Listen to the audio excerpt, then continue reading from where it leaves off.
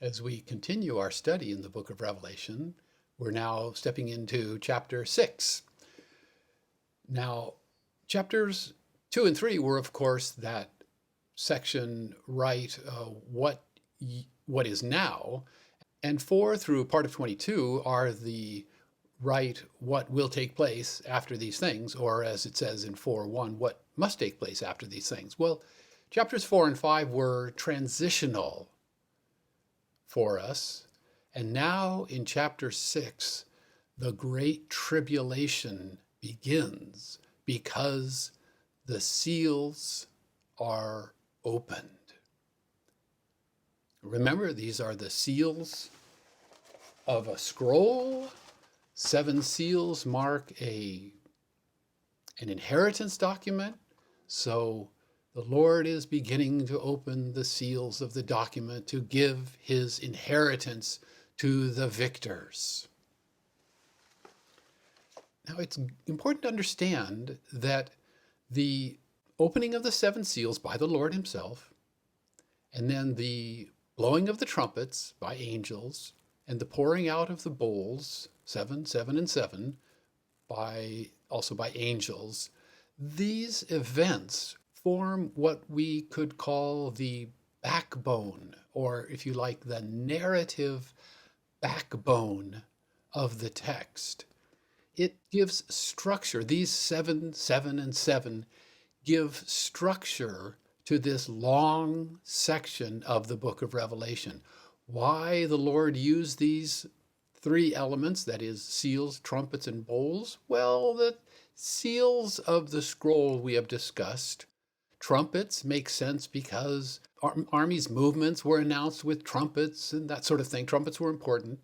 These are not musical trumpets, by the way. These are army trumpets.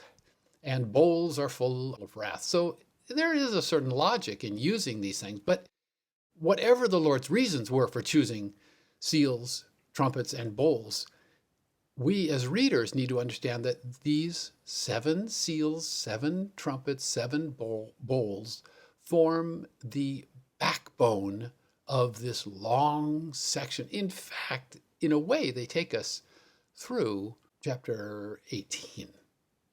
Now, besides this backbone, we will see 10 or 11 different, I call them insertions, supplemental material, whatever term you like. They're extra events that the Lord adds to this backbone. They're distinct from the 7 seals, 7 trumpets, 7 bowls.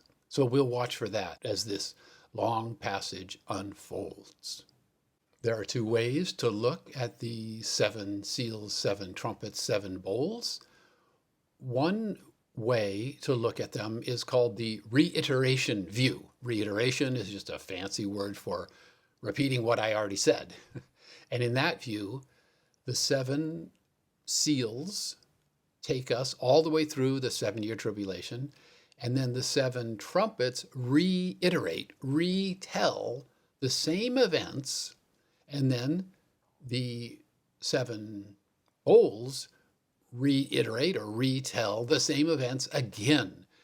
A little bit like maybe how the 3 synoptic gospels tell the same basic story 3 times, but that's in 3 different books, and this is all in one book. So that's called the reiteration view. The angel's words in chapter 10, verses 5 through 7, that there will be no more delay, might support this view, but it's hard to explain the change in attitude from the 5th seal in chapter 6 and 16:4 through 7 in the 3rd bowl. Why did the souls under the altar go from a how much longer until we are avenged sort of attitude to a yes, you are just for giving those people blood to drink that they say in 16:6? If the reiteration view is correct, they should have basically the same attitude in those 2 events, but their attitude has changed because by 16:6 they know that we have progressed through 7 seals, 7 trumpets, and making that kind of progress. So that change in the attitude of the souls under the altar doesn't support reiteration. Also, when the 7 trumpets are introduced, there's no clue that we're going back in time to retell the story. So I don't like the reiteration view. Another reason why the reiteration view seems weak to me is that there is an increased intensity in certain events as we progress through the book of Revelation. 3 elements become 4, stay 4, and then 4 become 5 elements. There's this strengthening of the dread and the horror and the frightfulness of these events.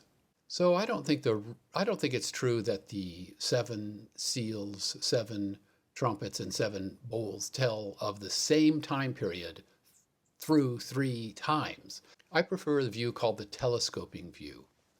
Inside the 7th seal are hidden 7 trumpets, and inside the 7th trumpet are hidden 7 bowls. So it's called the telescoping view. I like that view better. I think that view better explains the structure. Let me repeat that. Inside the 7th seal, we have the 7 trumpets. In other words, what is the judgment that we should expect from the last seal? There's no judgment. Instead, 7 trumpets appear with 7 angels to blow the 7 trumpets. There's no judgment. Instead, there's 7 trumpets. That's because the last seal contains or consists of the 7 trumpets. And then at the last trumpet, there's no judgment. When the 7th trumpet is blown, there's no judgment, but 7 angels with 7 bowls of wrath appear. The judgment that they bring is the judgment of the 7th trumpet. So do you see that telescoping idea? So the telescoping view emphasizes the severity of the judgments. If we could imagine this, we just experienced the 6th seal. There's only one more seal, and maybe we'll make it through this terrible time of tribulation. I'm speaking as if I'm one of the enemies of God being judged on the earth. So then, just one last seal. And what's the judgment? I'm going to be ready for that last seal. But instead of one judgment, 7 angels come out with 7 trumpets, and there's going to be 7 more judgments. And then when we think, I made it through all 6 of those trumpets, and I have one more that I'm going to make it through because I'm one of those who dwell upon the earth. And if we can imagine this kind of scene, I have one more trumpet I have to live through. I'm going to make it like that. But what's the 7th trumpet? 7 angels come out with 7 bowls of wrath. So it draws out and increases the severity instead of just saying, we're looking at the same thing over and over again. Also, the 7 seals, the 7 trumpets, and the 7 bowls don't really match up. A few of them do, but mostly they don't really match up. So the reiteration, repeating the same story 3 times, doesn't really work. It's much better to think of the telescoping view.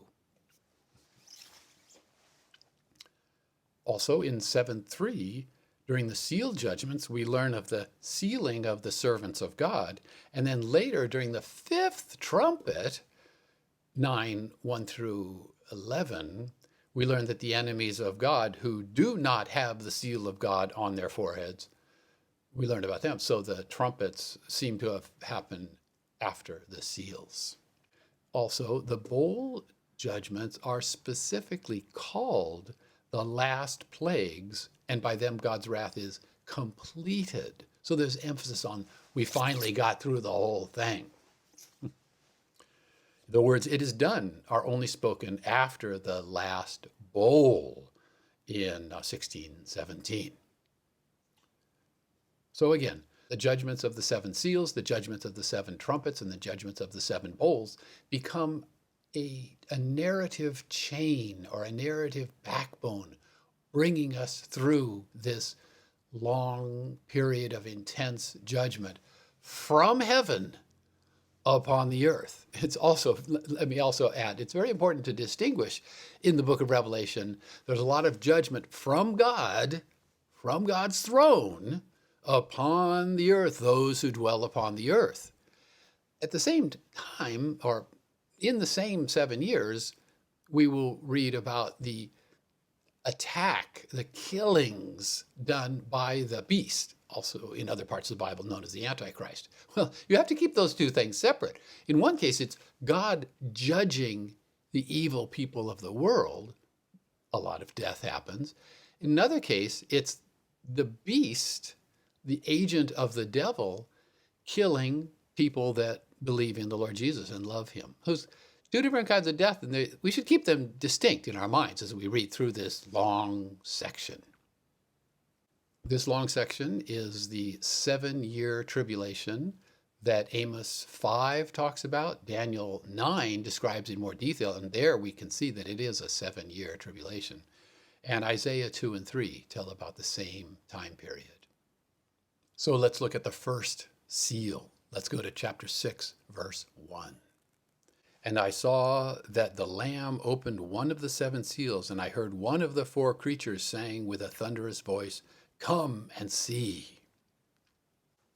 So let's just notice here that it is the Lamb that opens this seal. And remember, back in chapter 5, we discover he is the only one worthy to open these seals. And verse 2, and look, or in the old translations, and behold, a white horse, and its rider had a bow, and he was given a crown, and he went away conquering, even so that he might conquer. These 4 horses are related to the 4 chariots which are prophesied in Zechariah 6, 1 through 8. The 4 colors of the horses in Zechariah 6, 1 through 8 represent the various directions the 4 chariots will go. But here in Revelation, the 4 colors of the horses have more to do with the kind of disasters that they bring to the earth. It's difficult to identify the rider of the white horse. Some people think that it's Christ because in Revelation 19, the Lord Jesus Christ does ride upon a white horse. Yes, but the other 3 riders are not divine, so it seems a little bit strange that this would be the Lord Jesus. And also the 4 creatures command the rider of the white horse to come forward. Well, so it's very difficult to say for sure who the rider is. Is it Christ? Is it Antichrist? Is it an unidentified agent of judgment or terrible warfare in general, some kind of a abstract? It's just hard to know. And not a lot turns upon the identity of the rider of the first horse. It isn't a crucial issue that has implications for us later on. So we don't know. I don't think it's Lord Jesus, but I can't really prove it. Okay. So the second seal, verses 3 and 4. When he, the Lord Jesus Christ, opened the second seal, I heard the second creature say, "Come." Verse 4.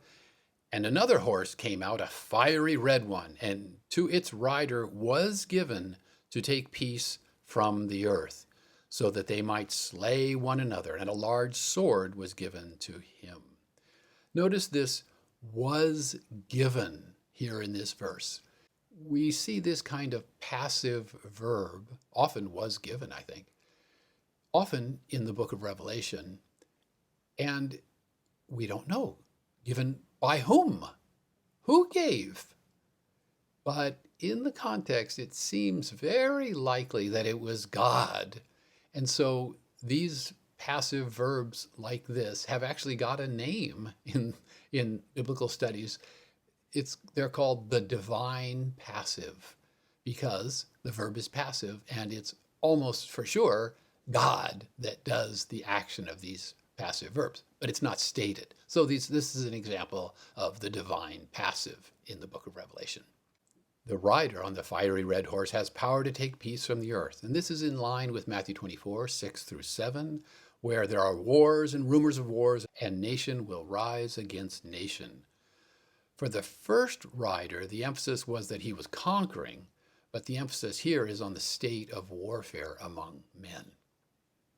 Let's look at the third seal, verse 5. And when he opened the third seal, I heard the third creature saying, "Come and see." And look, a black horse. Its rider had a pair of scales in his hand. One of the results of warfare is often famine, because the food supply is partially destroyed in war. Food becomes more scarce, and there's famine. And during a famine, it's not that there's no food at all, but the price of food skyrockets, goes way up. Verse 6, and I heard a voice among the four creatures saying, a quart of wheat for a denarius, and 3 quarts of barley for a denarius, and do not harm the oil and the wine. Some of this we can understand, some of it's a little bit difficult to understand. But a man would eat the bread made from a quart of wheat during a day, and a denarius was a day's wage for a man. Well, that meant that a man would work all day. Under these conditions of famine like this, a man would work all day and only get a denarius. And with that denarius, he'd go to the market, and all he could get with that denarius was a quart of wheat. Well, that was only enough to feed himself. Nothing left over for any other needs, nothing left over for a family at all. So that's famine. Now, barley was a less nutritious grain, also less valued by the people. Poor people might mix their wheat, more expensive, and barley, cheaper, to make their bread. And so here, 3 quarts of barley for a denarius. This quart of wheat for a denarius was 12 times the normal price. So the costs of food have skyrocketed because of the warfare. Maybe we could call this apocalyptic language, but it's pretty clear famine, and it's hard to live. Now, unclear in this verse is the expression, and do not harm the oil and the wine. Commentators have various explanations for this. Perhaps there's a figure of speech here. Oil stands for where the oil came from, the olive trees. Wine stands for where the wine comes from, the vineyards. And so maybe the command is don't harm the olive trees and the vineyards. That's possible. It also might be saying the poor will suffer. The vast majority of people are poor, and they will suffer from this famine. They won't have enough to eat. But the people that can enjoy wine and olive oil, at this point, they're not suffering. Don't harm the oil and the wine. It is a little bit difficult to understand the second half of this last part of verse 6. There are people that try to make spiritual interpretations about the oil and the wine. The wine they might connect with the Lord's Supper and these kinds of things, but there's no need to do that here. There's no indication of any spiritual meaning here. Let's avoid spiritualizing where it's inappropriate. Beasley Murray has a sort of an interesting comment on this process where people are finding spiritual meanings in this context. In Beasley Murray's commentary, he says, the commentator's lust for identification must be resisted. I like that expression by Beasley Murray. Well, let's go on to the 4th seal, chapter 6, verses 7 and 8. And when he opened the 4th seal, I heard the 4th creature saying, come and see. Verse 8, and look, a green horse, and the one who rode it was named Death, and Hades was following it. and authority over a fourth of the earth was given to him to kill with the sword and with famine and with plague and by the beasts of the field. It seems like a fourth of humanity dies here. If this judgment happened now, 1.75 billion people would be killed. In 9:18, it says that 1/3 of mankind will be killed. So the first 4 seals judgments are carried out by riders on horses. And it's not really that clear why we have these 4 horses here, except for the connection with Zechariah chapter 6, verses 1 through 8. But we should remember that in the ancient world, a world without automobiles or tanks or airplanes, a horse would suggest power and probably danger, probably wealth, because wealthy people would be the ones riding on horses. Peasants would not ride around on horses.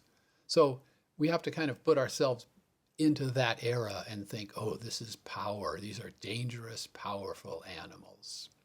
Notice here, too, that one of the ways people die is by the beasts of the field. This is a little bit difficult for most of us today to imagine because most of us do not live in fear of beasts crawling out of the rainforest or the jungle or the forest and killing us.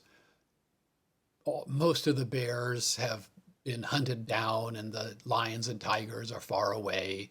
But in the ancient world, this could be a real danger. You lived in a village without walls.